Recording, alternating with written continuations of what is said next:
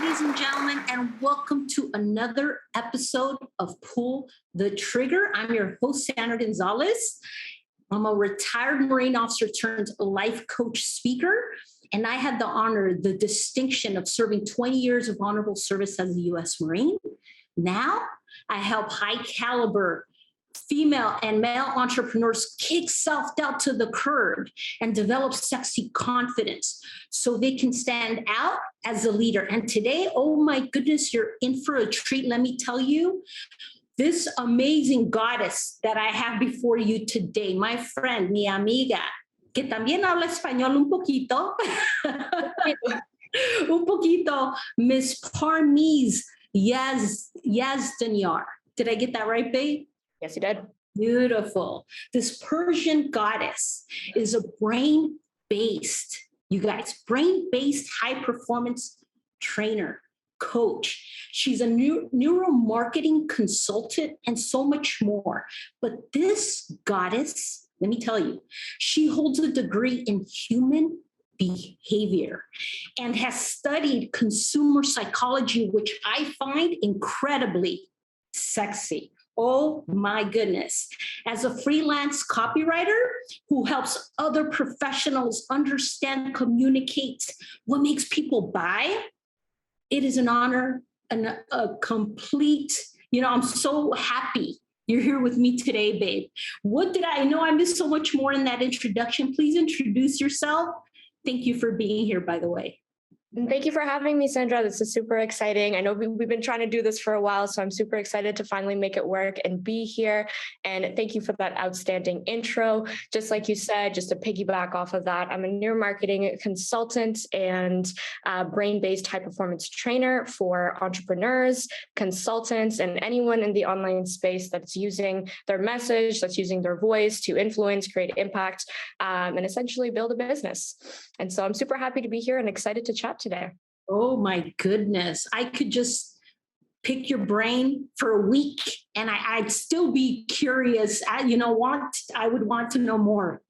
Mm-hmm. And that type of conversations we have. So for my viewers, I'm telling you right now, give us your undivided attention because attention equates to retention. And you're going to want to take copious notes. I'm telling you right now, you're going to want to take copious notes. So with that being said, Parmees, let me just jump into this question that I know our viewers can benefit from. So the question is this.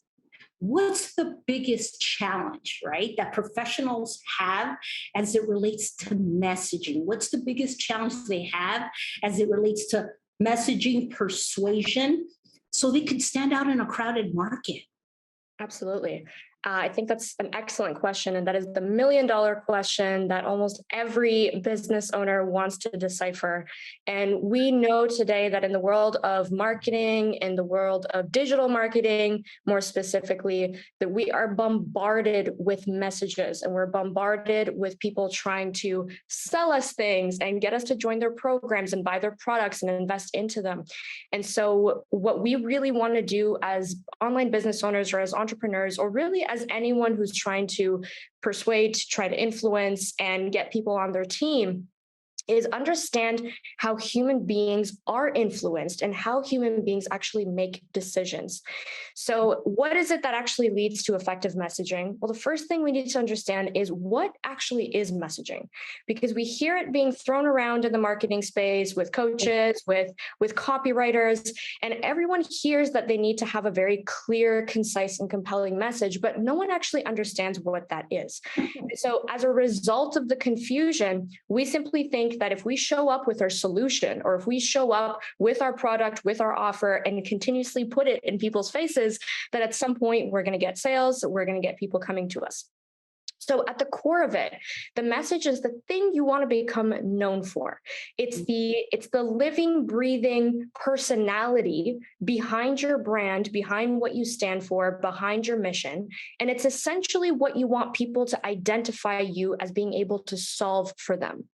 And the biggest problem today that we see with messaging is that so many service providers, whether it be coaches, consultants, or even if you have a physical, tangible product, they're communicating with their audience in a way that they think their audience understands, and Yes. not necessarily the way that the message is received. So there's almost like an error in communication happening in the marketing space, because the biggest issue that we see is that brands are meeting people where they think they're at, rather than truly understanding what the customer, what the client actually needs, and how is their service, their product, or their offer going to fill in the gap to get them from point A to point B. And so my job, or our job as neuromarketers, is to help kind of be the translator in between the product or service provider and the audience member or potential client, so that the client truly understands what is the transformation that they're going to get from the product, from the service, or from investing with the service provider. Wow. So,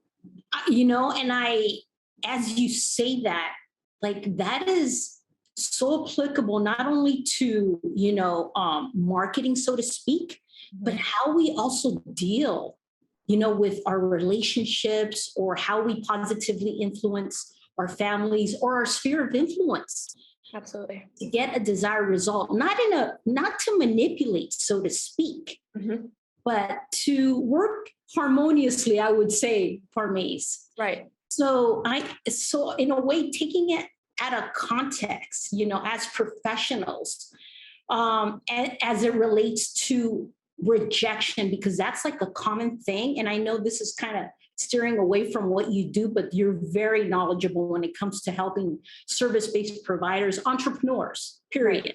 Right.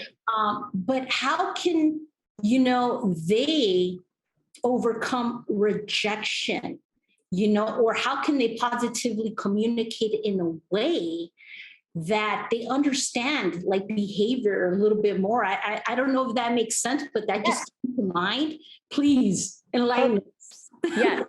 So I think the first question, and you're right, because the field of influence goes beyond just business, right? We're all humans. And what I say to my clients all the time is that if you're trying to influence another human being, whether that be your children, your friends, your peers, colleagues, your husband, you need to understand human behavior in order to be able to communicate more effectively. And just like how you said, it's not necessarily being manipulative. A lot of people, when we talk about brain-based messaging or understanding the principles of consumer psychology, they think we're using these like voodoo mind tactics to get people to do what we want. That's not necessarily the case. In order to overcome rejection, or to get to what you want from that person and make sure that you're establishing that win-win situation, the first thing that you need to ask yourself is, what's in it for them? What are they looking for? And whether it be in your personal relationships or in your marketing, if you start to shift the perspective or shift the conversation from this is what I want them to do to how is this going to be beneficial to them, that's when you can start communicating where their needs are at, what they value, and what is it truly that they're trying to accomplish. And so when we typically say in marketing, I'm sure everyone's heard the saying, you want to sell people what they want and then give them what they need. And it can sound manipulative from a surface level. It's really not. Because if we think about it, when we're investing into something, when we're buying something, when we're agreeing even to something, whether it be something as small as a night out or buying shoes or hair care products or whatever it may be, we're not actually buying the product itself. What we're buying is what the product does for us, right? If we're buying beautiful hair care products, it's not because we're buying the product, we're buying what it does to us, right? The confidence that we exude when we use this hair care product, let's say, or the feeling of ease and convenience of being able to just flawlessly brush through your hair or whatever it may be. So by asking the question as what's in it for them, what are they trying to accomplish by consuming our product or agreeing to a request? And if we start communicating in terms of this is how it will benefit you in the short term and in the long term, that's really the key to influence, whether it be in a personal or professional setting. Wow. And I just, that question alone, how will it benefit them? Just kind of opens up Pandora's box, so to speak, because I'm like, so where would we begin? Where would a professional begin in truly understanding, the client, and what would be your recommendation? Absolutely. Well, one, it would be to get crystal clarity on who is the best type of person to consume your product or service. Because we know that if we try to sell to everybody, we're not actually selling to anybody. So Yeah. getting really clear on the needs, wants, and desires of that ideal client. Now, I'll define those three things a little bit more because they get kind of used interchangeably and they're not necessarily the same thing. So someone's needs is the thing that they actually need to change. So let's say you're a mindset coach. Let's say you're a life transformation coach. And perhaps what your client actually needs is to go back into their childhood and resolve or heal some of those old wounds that have been instilled or some of the beliefs that have been imprinted in their minds. That's what they need. However, the client or the prospect was not going to come to you and say, I need to go back and repattern my childhood wounds. That's the need. That's the prescription. That's the thing that you as the service provider or as the life transformation coach will be providing them. What they want is to be able to overcome their tendency to procrastinate, their tendency to self-sabotage when they start a new relationship, their tendency to push back when they're making positive change, or not be able to stick to healthy habits and continuously revert back to old patterns. Those are the things that they want to do because those are the surface level pain points or the symptoms, as I call it, of what they're aware of wanting to change. They don't necessarily know the root cause of what they need. So those are the needs and the wants of what the client or the prospect has identified. And then there's the desires, which is what happens after this transformation takes place.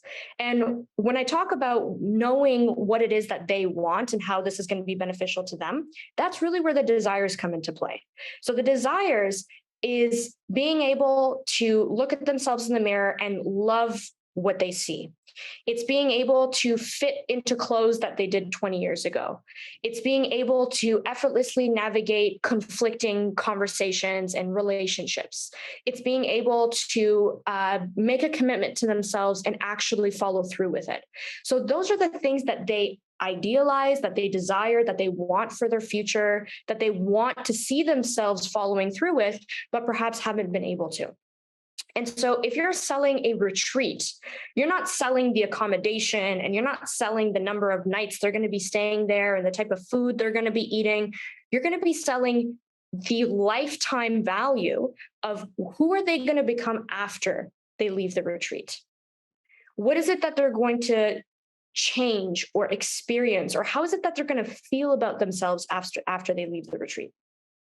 Right? If you're selling a weight loss product, you're not selling the actual, let's say, pill or meal plan or workout plan in particular. You're selling the confidence of them being able to step on the scale, see the numbers just effortlessly come off, and feel so proud of themselves for knowing that they made that commitment and they actually stuck it through.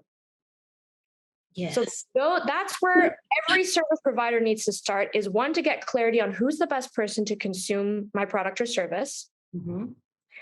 What is their need? Or in other words, what is the thing that I'm providing them? What is their want? What is it that the client has identified themselves as wanting? And what is the end goal? What is the future desire of what are they going to reach after they've consumed your product or after they've gone through the transformation?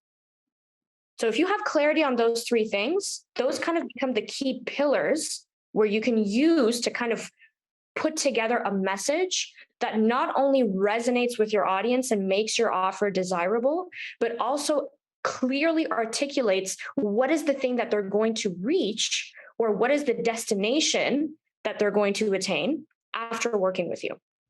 Wow. Wow. Love like these golden nuggets you're sharing with us. So good for me. So as I was listening to you, I'm always intrigued because we met at this amazing mastermind where you coached and trained us on, on specifically doing that. Yeah. Our messaging and understanding human psychology, the behaviors, what makes people buy. Mm-hmm. And it's so intriguing and it's so sexy to say the least. But how did you, on a personal note, Parmees, if I may, going back, how did you dive into this? Like, what initially intrigued you? How did you end up where you're at? Because you are one in a billion. Like, thank you. You are incredible, and I love what you do. Thank you.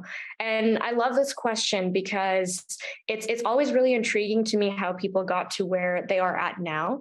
And the twists and turns and the events that take place to lead you up to where you are now is always very intriguing to me. So it's funny when I say that I landed in this field by accident.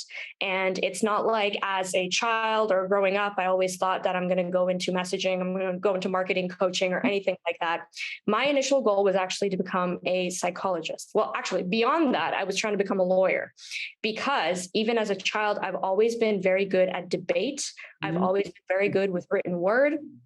I've had essays that have gone ahead and gotten awards. I've had short stories that have gotten awards. And so I always knew that this inner gift that I had was within communication and writing.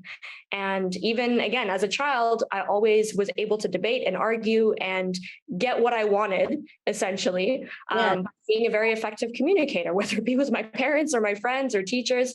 And I remember I even had a teacher, I might have been in the 4th grade, that at a parent-teacher interview had told my parents that I would make an amazing criminal defense attorney at some point because I was very good at articulating my points. And so anyhow, I went into university studying psychology and human behavior. And my ultimate goal was to get my PhD and become a psychologist. And as entrepreneurial as I am, and as much as I couldn't hold a job, when I was 19, I decided that I'm going to start my own business because I needed to sustain myself and find a way to pay my way through school. And so back in the day, I knew that I was a very strong writer. And this would have been maybe 8 to 10 years ago now. There was this booming or blossoming field of blogging, and digital marketing was just kind of burgeoning. And so I knew that there was this huge need for online service providers to produce content, written content per se, so that they get more audience members and people engaged in their stuff. And so I started reaching out to local businesses in my city and saying that I can run your blog, I can maybe run your social media and start writing things, and was collecting very little cash at the time for that.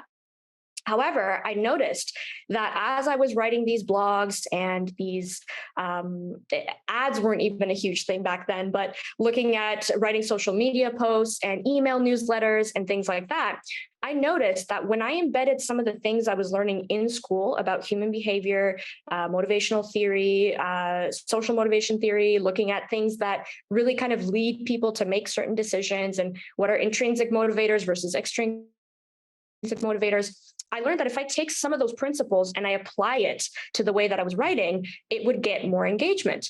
Or if I was writing a post that was promoting a product or service, I was writing for chiropractic offices, for wellness spas, for just local businesses, hair salons. And I noticed that if I take those principles and I apply them to the way that I write, it actually gets a lot more engagement and it gets a lot more feedback and people actually buying from that service or from that office.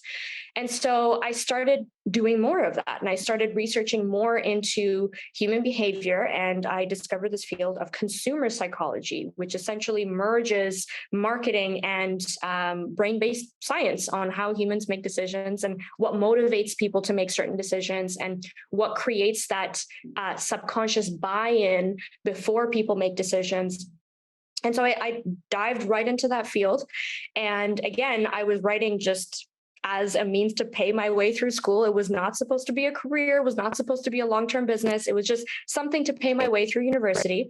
But as I grew and as my writing got stronger and better, I kept getting referrals, and clients started signing me on for long-term projects. And then I started dabbling in the world of digital marketing, and people saying, I want you to write my sales page. And back then I'm like, what's a sales page? I had to go figure it out. Okay, what's a sales page? Okay, it's a long form page, kind of like a website, and it converts people into buying a product. And so I kind of learned as I went. And as this business grew, I got to the point where I realized, like, this is really what I'm passionate about. And as much as I love psychology, and I thought that I would want to work with patients and I want to be in a therapeutic setting, I really learned that my skill set is better used when it comes to helping teach people, educate people, and help them more hands-on with applying principles of consumer psychology to their marketing. Because I saw this huge gap in the marketing field where a lot of people sell marketing tactics and strategies and blueprints, but none of them are based in evidence. It's all just, this worked for me, so I'm sure it'll work for you. Or this is our strategy that we've used to create multiple six-figure or seven-figure launches. So just follow our blueprint and you're going to get the same results. And I know because of my science background that just because something's been replicable in one setting doesn't mean that it's going to create predictable results for you.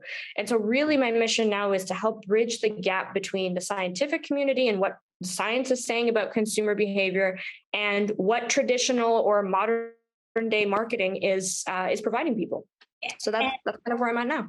And this is why you would wow us during the mastermind. I mean, I remember just everybody listening attentively to you speak, we couldn't write fast enough at all the information you were giving us, because you, at such a young age, by the way, I did wish you happy birthday last week, did I not? Yes, thank you. Yes, you did. Sports goddess, of course. At such a young age, what intellect, what drive. Like I admire and respect you from afar, and love you now that you're my sister from another mister. But you mentor these high-end brands so they can increase their conversion rates based on just that, the evidence that you capture. And it encapsulates your unique, just gives you that substantiated evidence that you're such a powerful woman. And so I love everything you're sharing. But, going back to your childhood, which you briefly mentioned, what a beautiful thing to have emotional intelligence at that age. I mean, understand like, I like to, debate. I'm really good. And that's why you thought you should be an attorney, so to speak. But, you're very different in that you're tactful and you realize that, words pack a punch, so to speak. At such a young age, you had this beautiful talent. How are you able to refine this beautiful communication skill so that it serves you? Because people, when they think debate, they think confrontation. They think she's going to be, this total B and no, you are so far removed from that. You're a goddess, tactful. And again, you pick the words succinctly to pack a punch in a very tactful way. Please, enlighten us, tell us more about that. Absolutely. I think sometimes you're right. When we think about debate, when we even think about communication or just like the English language, a lot of times people think of debate or communication as something that is left to professionals. Like in order to be a professional writer or an attorney or someone who needs to use communication at a high level, that's when you would want to refine your communication skills. But especially in the world that we're living today, I think that developing your ability to think critically and to debate and to formally articulate your thoughts in a way that is best understood is a superpower that needs to be even more harnessed in our education systems, in professional settings, because we're living in a world today where your power really resides in your ability to be able to influence and to help people understand your point of view. And I actually think that this was even more amplified in the last 2 years, within a pandemic, within a lot of political uprising, a lot of things that were happening where we're consistently seeing these quote unquote debates, but very little capacity to think critically, to be able to articulate your thoughts in a way that are best understood or consumed. And so I really do think that it's an underutilized skill that needs to be more emphasized in today's society. Now, with that being said, in order to think critically, you need to be able to communicate in a way that isn't misunderstood or isn't, again, like confrontational, but rather you're communicating to educate, to inform, and not to influence, persuade, or to be right. And I think, again, this is a huge misconception when it comes to persuasion, to influence, to even debate, that we think, like you said, debate is confrontational. It's kind of like you get defensive. It's a means to prove yourself. And that's not necessarily the case. I think the better you get at communication, the better you get at articulating your thoughts, the clearer you also become on what your values are, what you truly believe. And communication, whether it be in writing or speaking, helps you unpack your own thoughts.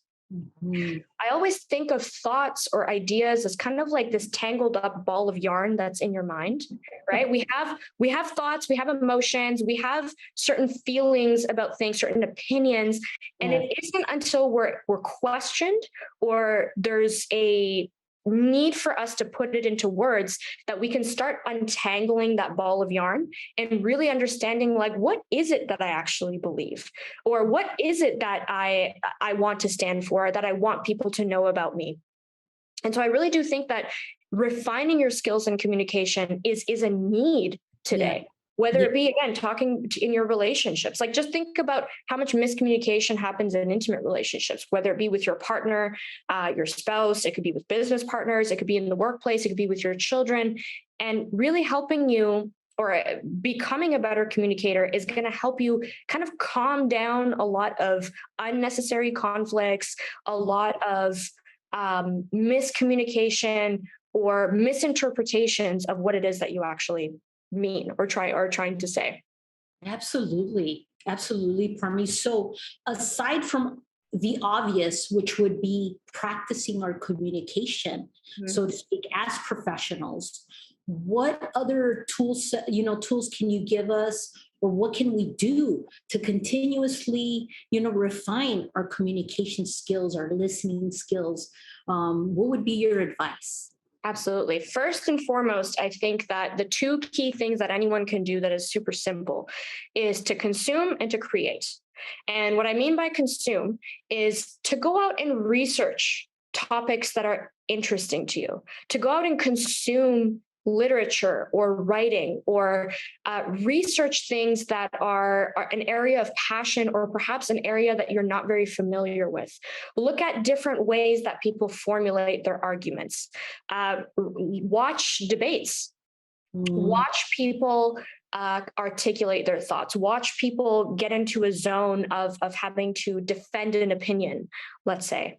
And I think sometimes almost by osmosis, we kind of adopt certain patterns of how people think, how people are able to communicate. And again, not to say that we're copying or just kind of like believing what they believe, but understanding some of the underlying mechanisms behind communication, behind how people are debating. And to take that even further, to play devil's advocate, I even encourage people to watch debates about things that they disagree with, about controversial topics, let's say, about maybe they need to consume content from people that they actually stand against, right? It could be very controversial topics with politics, religion, nutrition, business.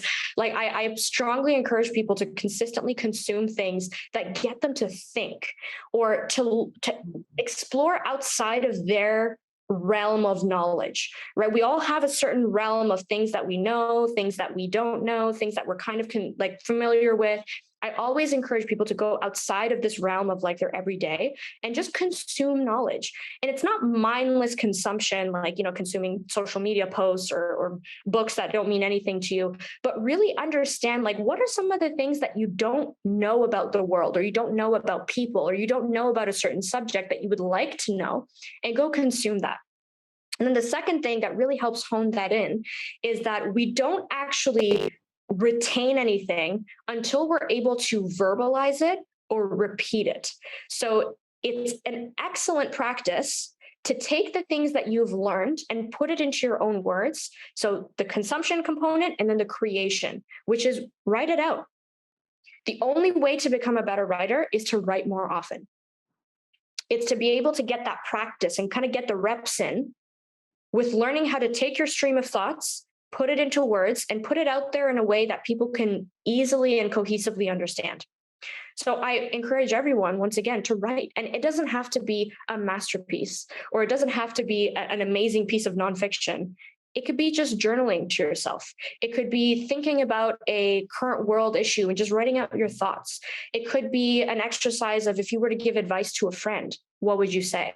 And the more that we write, again, the more we're able to decipher and kind of like untangle that ball of yarn that's in our mind, so that we become clearer and clearer on how we say something, why we have certain thoughts.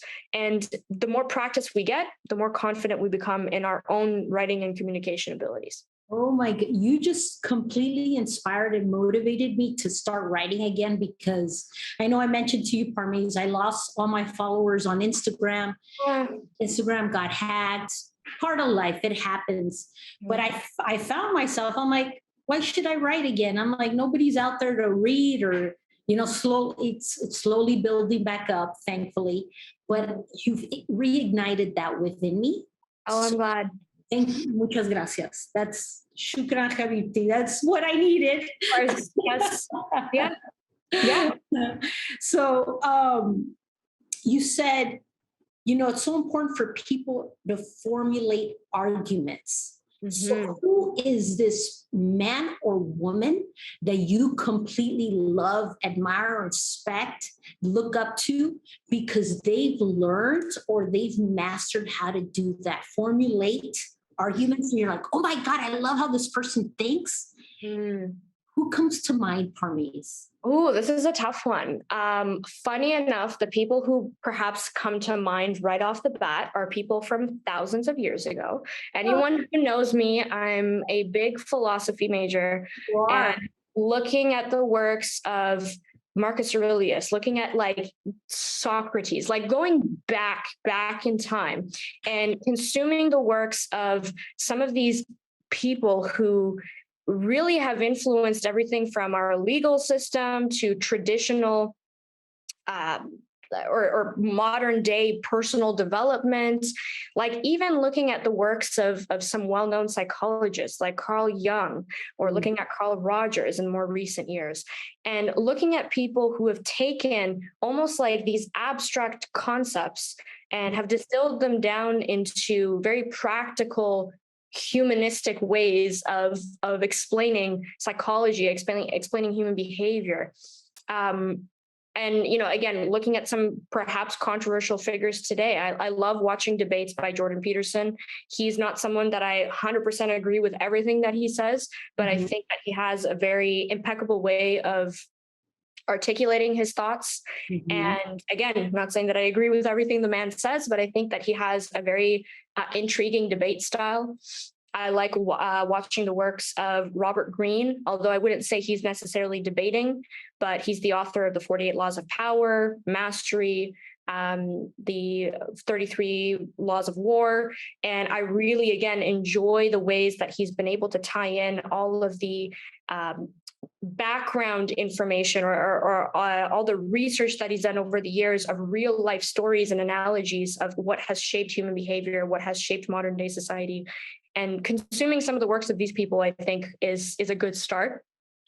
and trying to get sources of information that are unbiased so that you truly understand what an objective point of view is, rather than something that is a little bit more biased or subjective or opinionated. And once again, no matter what you consume, it'll help you better understand your own worldview. It'll help you better understand how you think about things, and you don't have to agree with it all, because to take bias out of a debate completely is virtually impossible. I don't think anyone can be completely objective when it comes to anything. However, just exposing yourself to things that you agree with or disagree with is a great place to start. I love everything you share. So going back to these philosophers that you just brought up, what like magical treasures you found, or these gifts that they've given us, as but my question is, like, I see you're like this modern day philosopher, without a doubt. Every time I read your post, anytime I attend one of your trainings, I'm like, this is a goddess who's a modern day philosopher. So, and so, because I love how you have taken, their teaching, so to speak, and have formulated your argument in a modern way that like grabs people's attention. And it's like, how to speak now. So you bring that, and I just love that. How do you, that's obviously your talent, and, you're passionate about that, but I guess how can we continue to do that? Because, lingos change, you're in Mexico, I'm in Mexico now, and I'm finding myself, Parmees, in meeting high caliber entrepreneurs, expats, nomads here. So this is perfect, by the way, because I'm refining my message to possibly serve them, most likely, now that I have shifted, that now that I'm here. But how are you able to come up with this beautiful concoction, so to speak, and just, I love, again, reading any of your posts. They're so modern. How do you do this? Yeah. So I think the key here is to remember that at the end of the day, our human motivations are always to become better, be more efficient. How do we live happier, longer, stronger, healthier lives? And whether you're into personal development or not, these are all things that we as humans know that we want to achieve. Nobody wants to get worse in life. We always want to get better in life. And so the way that I present my writing is simply to talk about very relevant human conditions or very relevant human issues by tying in or reinforcing my arguments or reinforcing my points with things that people have said over thousands and thousands of years. So it's just putting a modern twist to modern day issues, whether it be with our self-esteem, with our self-concept, with navigating life transitions, with understanding intimacy, understanding conflict management, understanding how to plan for the future, goal setting, commitment, all these things, just using knowledge and wisdom that has been kind of reiterated over the years, over and over again. So in a way, the concepts that I talk about isn't actually anything new. I just put a very modern twist to how to navigate this modern day landscape by using philosophical or existential psychology, or using principles of things that that have existed, but again, unfortunately, that we haven't been exposed to. I wish that some of these philosophical teachings were present in our education system. And I mean, I went through the education system in Canada. I'm sure in different countries they have different approaches to this, but I really wish that some of these principles of Stoicism, some of these principles of existential psychology were things that were taught within schools, or things that at least children were exposed to, so that we can actually start embedding the values, the principles, the belief systems, and the methods of operating into the way that we show up in our personal and professional lives. Wow. And that's how you Parmeesify it, or you're able to take what a philosopher said and Right. think about, okay, this modern day living, what have we gone through? How can I, based on these relevant conditions, Hmm. influence somebody to buy or to take action? Hmm. So, so these principles that, like, and you mentioned somebody, like, what is one or two that you feel like we would, society would benefit from? Hmm. It's a great question. The first two that perhaps come to mind, um, one that is something that's very relevant to my current life right now is this principle of non-attachment or practicing non-attachment. And this is something that has been repeated in religious texts. I mean, if we were to look at everything from Christianity to Islam to Judaism, this practice or this art of non-attachment and of letting go of control and believing that things will unfold in the best possible way, that's one thing that I think has especially become very relevant in my life just over the course of the last year with all the changes I've gone through personally and professionally, and Yeah. always being attached to this outcome and always being attached to steering the direction of your life. Ah, And this reminder of non-attachment, again, whether you see it as a spiritual thing or not, I don't think it's necessarily even spiritual. I think there's a lot of kind of materialistic or stoic principles behind it too, where it's like the moment you let go of things having to be a certain way, or the moment that you detach yourself from certain outcomes and let go of the control of making things happen, you're finally at this state of ease. And I think this is something that we can all do more of, is to stop battling or resisting against reality and understanding what is in our realm of control and what is outside of our realm of control. And again, this is something that's been repeated in text, whether it be in philosophy or religion, for years. But yeah. again, why is it that we as humans feel like we need to control everything? Or when things don't go our way, we just lose it. Or when our Instagrams are hacked, or if we're cheated on, or if we're let go from a job, or if we're, and it's conflicting. And I understand, and I'm not saying to bypass all negative emotions and just trust that everything's working out for the best. It's a natural human tendency to feel sadness, to feel loss, fear, frustration, all these things, but to also understand that there are things that will happen to you that are outside of your control, and that is okay. And that you don't need to be this superhuman figure that needs to control everything, or things might not go as planned, right, in the first way. But if you look back in hindsight, sometimes you can connect the dots and understand why things had to happen the way that they did happen to get you to where you are right now. Me being in Mexico right now, as I said, was not the end destination, was not a plan.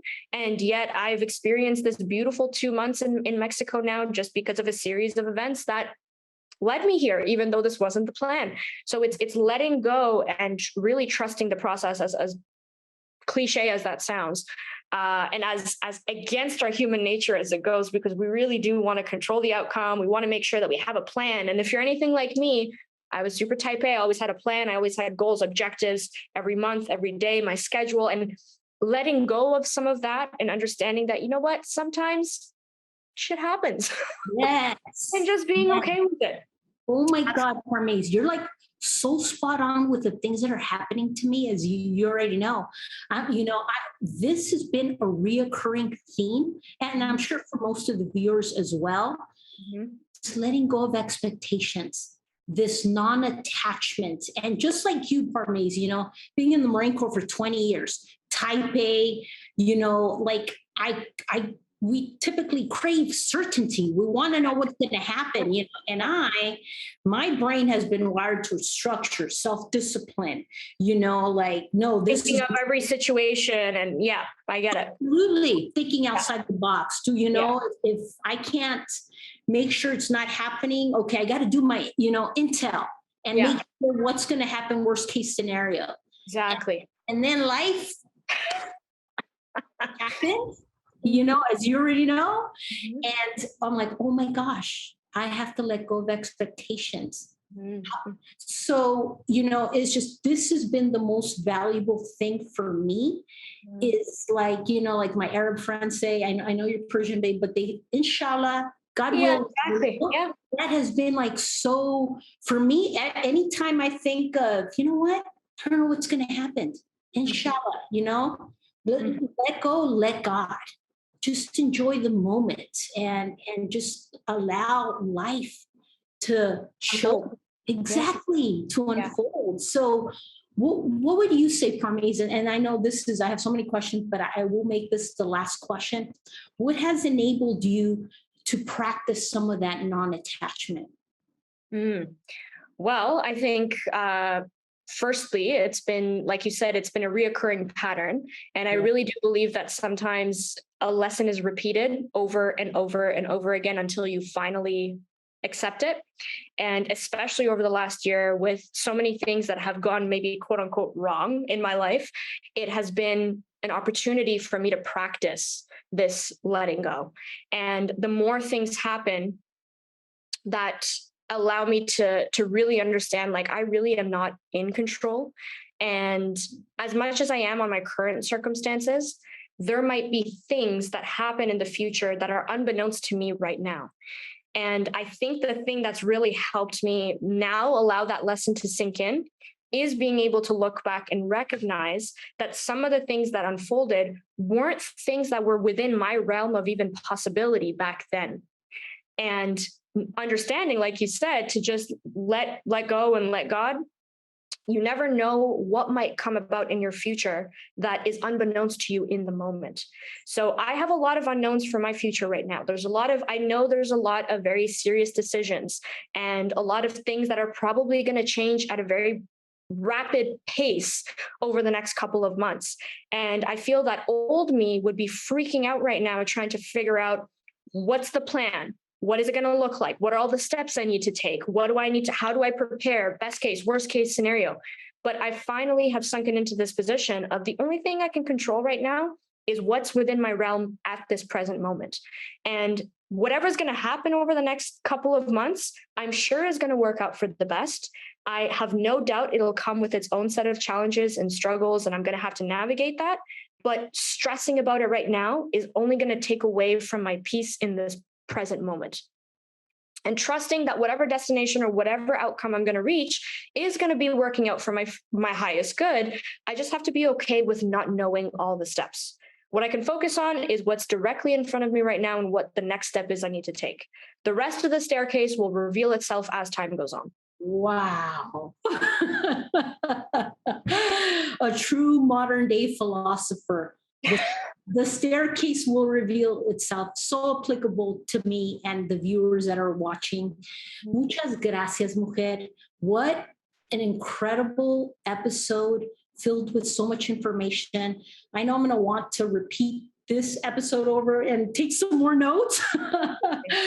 But it's been an absolute honor. You have filled my love tank in so many ways. As viewers, I'm sure. Again, thank you so much for being with us today. How can the viewers reach out to you? Because, oh my gosh, like I would want to know ASAP. Yeah. How can we reach out to you, Parmees? Absolutely. Well, I'm on social media. And so if they wanted to follow along and kind of get a sense of what my journey has been up until this point, they can follow me on Instagram, which is basically just my first name. So PARMEES_. And they can also add me on Facebook as well. I share a lot of my writings, a lot of excerpts from the book I had written a couple of years ago, and a lot of just things that come to me on a day-to-day basis. And there's a lot of value that's typically packed in those posts. So they can also add me on Facebook as Parmees Yaz. There you go. What an accomplished modern day philosopher you are. 2 Amazon bestsellers. I mean, there's so much more that I didn't mention that, I in the next episode, it's worth mentioning. Thank you very much for our viewers. I hope you've enjoyed that thoroughly, took some copious notes. Make sure you reach out to Parmees, pick her brain, and she will over deliver. Thank you so much. Thank you. Glutathione is a big word. It's the body's own master antioxidant. It's a scavenger for free radical, bacteria, and viruses. There are no products in the market with the ingredient NASET. NASET increases the production of glutathione that's in our body already to strengthen and enhance our immune system, elevate sense of well-being, support muscle strength and endurance, cognitive function, and liver support. It helps with increased energy and blood sugar regulation. Get your bottle of GSH Plus from www.salvationnutra.com.